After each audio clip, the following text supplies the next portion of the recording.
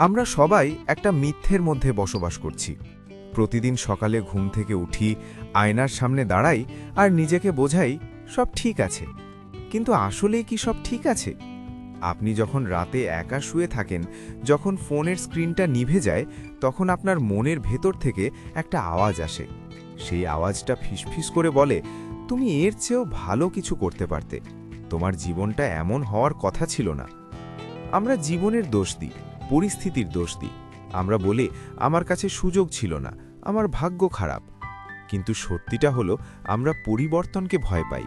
আমরা আমাদের পুরনো আরামদায়ক অলস সত্তাটাকে এত বেশি ভালোবেসে ফেলেছি যে তাকে ছাড়তে আমাদের কষ্ট হয়। কিন্তু একটা কথা মনে রাখবেন, একটা বীজকে গাছ হতে গেলে মাটির নিচে নিজেকে ধ্বংস করে ফেলতে হয়। বীজটা যদি তার নিজের অস্তিত্ব আঁকড়ে ধরে বসে থাকে, সে কোনোদিন বিশাল বটগাছ হতে পারবে না। আপনাকেই আজ সেই বীজের মতো নিজেকে ভাঙতে হবে। দেখুন, আমাদের সমাজ আমাদের শিখিয়েছে মানিয়ে নিতে। ছোটবেলা থেকে আমাদের মগজে ঢুকিয়ে দেওয়া হয়েছে, বেশি উড়ো না, যেমন আছো তেমন থাকো। কিন্তু যারা ইতিহাস গড়েছে তারা কেউ মানিয়ে নেয়নি, তারা নিজেদের ভেঙে নতুন করে গড়েছে। ইউটিউবে আপনারা হয়তো অনেকেই the power of walking alone বা একা চলার শক্তি নিয়ে ভিডিও দেখেছেন। কিন্তু শুধু ভিডিও দেখলেই জীবন বদলায় না। একা চলা মানে শুধু মানুষের সঙ্গ ত্যাগ করা নয়, একা চলা মানে হলো নিজের চিন্তার সাথে যুদ্ধ করা। আপনার জীবনের সবচেয়ে বড় শত্রু কিন্তু বাইরের কেউ নয়, আপনার সবচেয়ে বড় শত্রু হলো আপনার আরাম বা কমফর্ট জোন।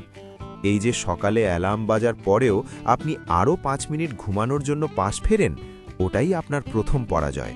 এই যে ভাবেন আজ থাক, কাল থেকে শুরু করব, ওটাই আপনার দ্বিতীয় পরাজয়। এভাবে প্রতিদিন আপনি একটু একটু করে হারছেন। আর এই হারতে হারতে আপনি এমন এক জায়গায় পৌঁছে গেছেন যেখানে আপনি নিজেই নিজেকে সম্মান করেন না। এখন প্রশ্ন হলো, এখান থেকে বের হওয়ার উপায় কি? উপায় একটাই, পুরনো আপনাকে হত্যা করা।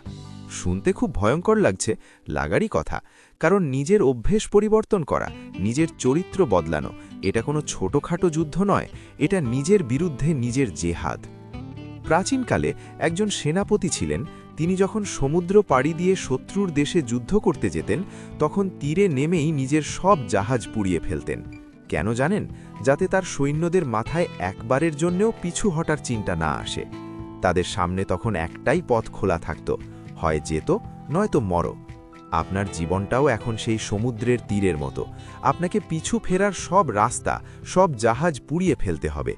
আপনার সেই সব বন্ধুদের তালিকা থেকে বাদ দিতে হবে যারা আপনাকে ছোট স্বপ্ন দেখতে শেখায়। সেই সব অভ্যেস বাদ দিতে হবে যা আপনাকে অলস করে রাখে। অনেকে আমাকে প্রশ্ন করেন, ভাইয়া, আমি শুরু তো করি কিন্তু ধরে রাখতে পারি না।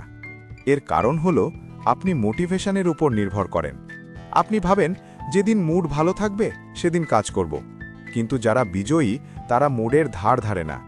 একেই বলে ডিসিপ্লিন। যেদিন আপনার শরীর চলবে না, যেদিন আপনার মন চাইবে না বিছানা থেকে উঠতে, সেদিন জোর করে উঠে কাজ করার নামই হলো সফলতা। আপনাকে একটা কথা বলি, যেটা হয়তো একটু তিতা লাগবে। কেউ আপনাকে বাঁচাতে আসবে না। কোনো জাদুকর এসে আপনার মাথায় হাত বুলিয়ে জীবন বদলে দেবে না। আপনার উদ্ধারের দায়িত্ব শুধু আপনার। এই যে আপনি ভাবছেন আমার তো কেউ নেই, এটাই আপনার সবচেয়ে বড় শক্তি। যাদের কেউ থাকে না তাদের হারানোরও কিছু থাকে না, আর যার হারানোর কিছু নেই সেই সবচেয়ে ভয়ঙ্কর যোদ্ধা হতে পারে। ভাবুন তো সেই দিনটার কথা, যেদিন আপনি সত্যিই বদলে যাবেন, যেদিন লোকেরা আপনাকে দেখে চিনতে পারবে না। তারা ফিসফিস করে বলবে, আরে এ তো সেই আগের মানুষটা নেই, কি শান্ত, কি আত্মবিশ্বাসী। এই পরিবর্তনটা একদিনে আসবে না। এটা পাথরের ওপর ফোঁটা ফোঁটা জল পড়ার মতো। শুরুতে মনে হবে কিছুই হচ্ছে না, কিন্তু একদিন সেই পাথরও দ্বিখণ্ডিত হয়ে যাবে। আপনি হয়তো এখন ভাবছেন, আমি কোথা থেকে শুরু করব? উত্তরটা খুব সহজ, নীরবতা দিয়ে শুরু করুন। এখনকার যুগে সবাই নিজেকে প্রমাণ করতে ব্যস্ত। সবাই চিৎকার করে বলতে চায়, আমি এটা করছি, আমি ওটা করছি। কিন্তু আপনি অন্য পথে হাঁটুন। আপনি উইন ইন সাইলেন্স বা নীরবে জেতার নীতি অবলম্বন করুন। আপনার পরিকল্পনার কথা কাউকে বলবেন না, আপনার কষ্টের কথা কাউকে শোনাবেন না, শুধু কাজ করে যান। মাটির নিচে যেমন বীজ নীরবে শিকড় ছড়ায়, আপনিও তেমনি নীরবে নিজের ভিত্তি শক্ত করুন। যেদিন গাছ হয়ে মাটির ওপরে উঠবেন, সেদিন আপনার ছায়া দেখেই মানুষ বুঝে যাবে আপনি কে। মাঝে মধ্যে আপনার মনে হবে আপনি খুব একা, মনে হবে পুরো পৃথিবী একদিকে আর আপনি অন্যদিকে। তখন ভয় পাবেন না, মনে রাখবেন ভিড়ের মধ্যে তো ভেড়ারা হাঁটে, সিংহ সবসময় একা চলে। এই একাকিত্ব বা সলিটিউড হলো নিজেকে চেনার শ্রেষ্ঠ সময়। যখন চারপাশে কোনো কোলাহল থাকে না, তখনই আপনি নিজের আত্মার আওয়াজ শুনতে পান। এই সময়টাকে কাজে লাগান, বই পড়ুন, নতুন স্কিল শিখুন, শরীর চর্চা করুন। নিজের শরীর এবং মনকে এমন একটা অস্ত্রে পরিণত করুন যা কোনো পরিস্থিতিতেই ভোতা হবে না। একটা সময় আসবে যখন আপনার পুরনো বন্ধুরা আপনাকে ডাকবে। তারা বলবে, তুই তো বদলে গেছিস, তুই অহংকারী হয়ে গেছিস। তাদের কথায় কান দেবেন না, কারণ তারা আপনাকে সেই পুরনো গর্তে টেনে নামাতে চায় যেখানে নিজেরা পড়ে আছে। আপনি যখন পাহাড়ের চূড়ায় ওঠার চেষ্টা করবেন, তখন নিচের মানুষরা আপনাকে টেনে ধরবেই। এটাই প্রকৃতির নিয়ম। আপনাকে সেই টান উপেক্ষা করে প্রয়োজনে একাই উপরে উঠতে হবে। জীবনটা খুব ছোট, দেখতে দেখতে 20, 30, 40 বছর পার হয়ে যায়।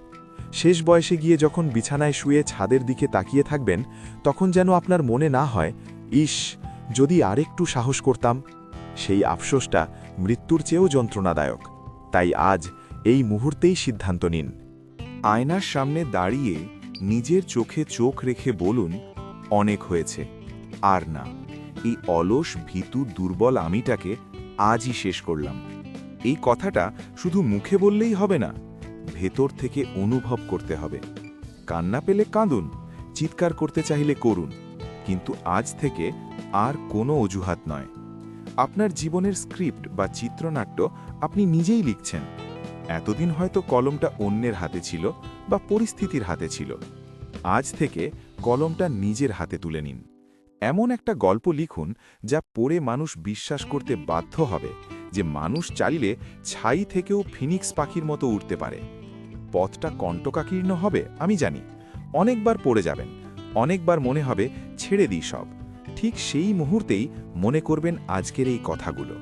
মনে করবেন হীরা তৈরি হতে হলে কয়লাকেও প্রচণ্ড চাপ সহ্য করতে হয়। আপনি সেই হীরা হওয়ার প্রক্রিয়ার মধ্যে আছেন।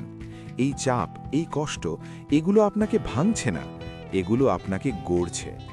বন্ধুরা, নিজেকে নতুন করে আবিষ্কার করার এই যাত্রাটা কোনো সিনেমার গল্প নয়, এটা আপনার বাস্তব জীবন। এখানে কোনো রিটেক নেই, একটাই শট, আর সেটাকেই সেরা বানাতে হবে। আমি বিশ্বাস করি আপনার ভেতরে সেই আগুনটা আছে। হয়তো ছাইয়ের নিচে চাপা পড়ে আছে, কিন্তু নিভে যায়নি। একটু ফুঁ দিলেই সেটা দাউ দাউ করে জ্বলে উঠবে। আজ রাত যখন ঘুমাতে যাবেন, তখন যেন পুরনো আপনি আর বিছানায় না যায়।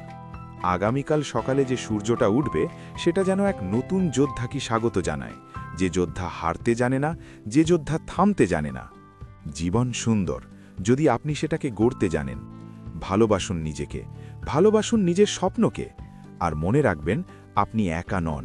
এই পরিবর্তনের যাত্রায় আপনার পাশে আছে হাজারো সেই সব মানুষ যারা শূন্য থেকে শুরু করে আজ শিখরে পৌঁছেছে। আপনিও তাদেরই একজন হতে যাচ্ছেন।